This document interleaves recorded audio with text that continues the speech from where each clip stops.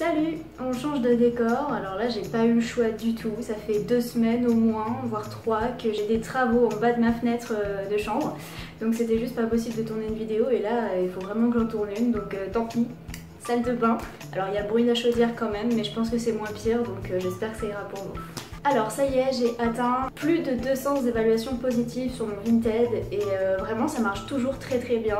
Donc je me suis dit que j'allais peut-être donner des conseils aux personnes qui ont un peu plus de mal à vendre. Je vais vous expliquer comment je fonctionne, mon organisation. Je vais donner des conseils qui je pense pourraient vous aider à vendre davantage.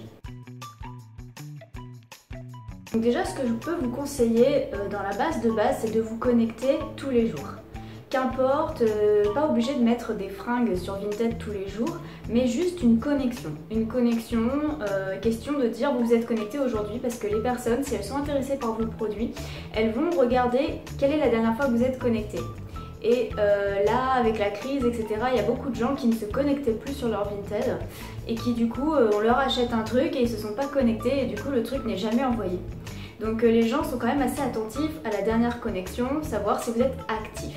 Je pense qu'il est intéressant de se connecter au moins une fois par jour et je vous conseille aussi de parcourir quand même votre fil d'actu et de liker quelques petites choses qui vous plaisent, même si c'est pas dans un but d'acheter, c'est question de montrer que vous êtes là et le fait de liker des produits va peut-être inciter les gens à aller voir votre dressing à vous.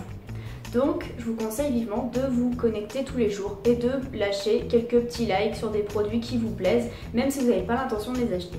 Après je vous dirais de poster des fringues régulièrement pour relancer votre dressing. Alors si vous avez par exemple une dizaine de choses à vendre, ne mettez pas tout d'un coup sur votre dressing. Mettez-en une journée, deux jours après, 3, encore quelques jours après. Espacez vraiment les produits que vous mettez sur votre dressing parce que comme ça relancera les gens à aller sur votre dressing à chaque fois que vous allez poster. Parce que si vous postez tout d'un coup, les gens vont voir, puis après il n'y aura plus personne pendant un petit bout de temps si vous n'avez rien à poster. Alors je vous explique mon organisation pour que tout soit rapide, efficace, nickel en fait. Bien sûr quand il y a un vêtement que vous voulez vendre, il faut le laver, hein, il faut qu'il soit dans le meilleur état possible. Donc première étape, le lavage. Ensuite, pour qu'il soit le plus présentable sur les photos, je le repasse.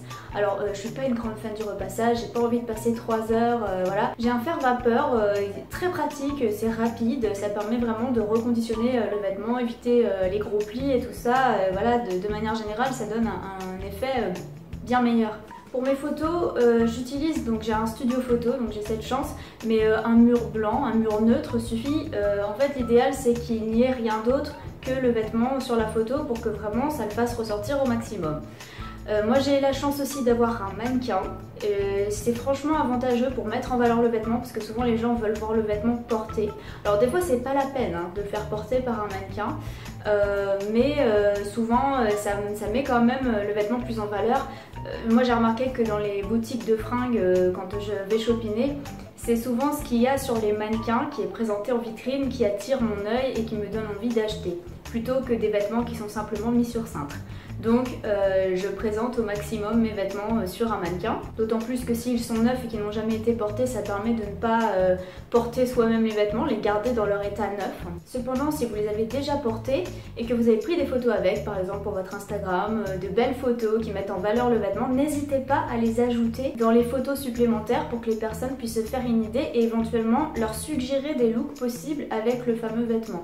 Ça leur donnera envie, ils se diront ah ouais c'est stylé porter avec ci ou avec ça, c'est pas mal. Ça renforcera encore plus leur attirance pour le vêtement si vous le mettez en valeur. Alors prenez vos photos avec la meilleure luminosité possible.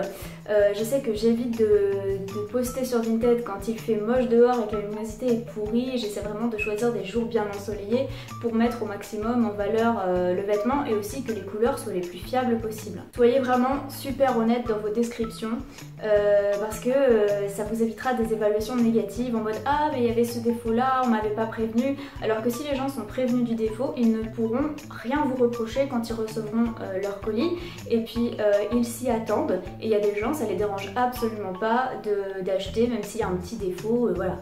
Donc soyez vraiment honnête. Donc une fois que mes vêtements sont pris en photo pour Vinted, je ne les remets pas dans ma garde-robe. Je garde des sachets Shein en fait, parce que je commande énormément chez eux. À chaque fois, ils mettent tous leurs vêtements un à un dans des sachets. Donc je garde tous ces sachets-là. Et le vêtement, une fois qu'il a été pris en photo, je le plie proprement et je le conditionne sous sachet.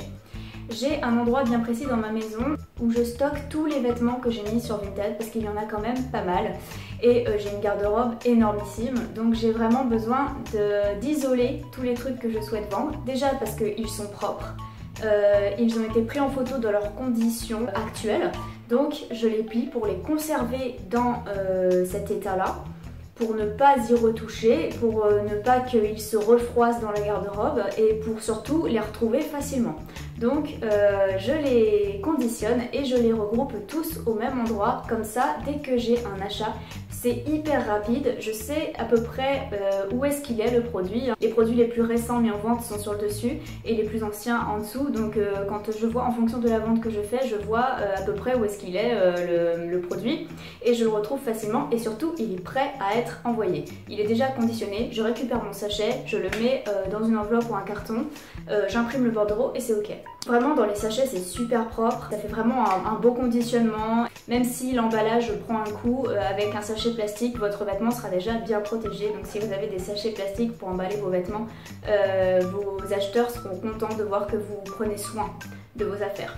Pour les bijoux, je suis organisée un peu de la même manière. J'ai une boîte et j'ai des petits sachets, je les mets tous dedans et je sais exactement où ils sont. C'est facile pour moi de les retrouver parce que pareil, j'ai beaucoup de bijoux dans ma chambre. Il fallait vraiment que je fasse la part des choses entre ce que je vends et ce que je garde. Donc vraiment tout est bien dans un coin isolé et il n'y a pas de problème. Je vous conseille de garder des cartons, alors qu'importe que vous recevez, hein, quand vous achetez des choses, que vous commandez des choses sur internet, gardez vos cartons. Je sais ça prend de la place mais c'est important d'avoir de quoi conditionner proprement les achats qu'on vous fait.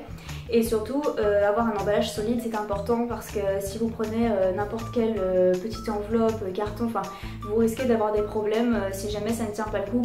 Gardez vraiment les enveloppes à bulles que vous recevez, même quand vous achetez vous-même sur Vinted, vous pouvez récupérer les emballages que les personnes ont utilisés pour vous envoyer vos produits. Gardez tout, gardez un maximum de choses. Et surtout ça vous fera beaucoup moins de frais que d'acheter des enveloppes neuves, etc. Lorsque une personne achète un de vos produits, remerciez-la de son achat et prévenez-la que vous êtes en train de préparer le colis et donnez-lui une estimation d'à peu près quand est-ce que vous pensez pouvoir l'envoyer. Ça va la rassurer et elle se dira ah c'est bien, elle se soucie de ma commande, il n'y a pas de souci, elle sait que j'ai commandé, elle va s'en occuper, voilà. Parce que sinon ça peut engendrer un certain stress si la personne elle n'a pas de nouvelles, elle ne sait pas si vous êtes en train de préparer, elle sait pas, voilà. Parce qu'il y a beaucoup de personnes qui ne veulent pas discuter avec vous avant d'acheter. Il y a beaucoup de personnes qui achètent d'un seul coup, elles n'ont pas envie de se prendre la tête, elles veulent juste ce truc là, elles veulent pas s'embêter avec des discussions, etc. Donc voilà, elles achètent, elles attendent chez elles, donc voilà, remerciez-les et prévenez-les que c'est bon, vous préparez tout et que ça partira bientôt. N'hésitez pas non plus de mettre un petit mot dans l'enveloppe, alors pas un truc, voilà, pas besoin de faire des tonnes, juste dire merci de votre achat, voilà, avec un petit smiley, moi c'est ce que je fais à chaque fois et ça fait plaisir. Voilà, bon bah je pense que je vous ai donné quand même pas mal de bons petits conseils pour que votre Vinted soit boosté au maximum et que vos ventes décollent. Donc j'espère que cette vidéo vous a aidé, n'hésitez pas à lâcher un like si vraiment j'ai été utile. N'hésitez pas non plus à vous abonner si vous aimez les haul shopping, les lookbooks, si vous êtes fan de mode, vous allez vous régaler. Abonnez-vous, je poste tous les mercredis une vidéo à midi. Donc je vous remercie et je vous dis à la semaine prochaine.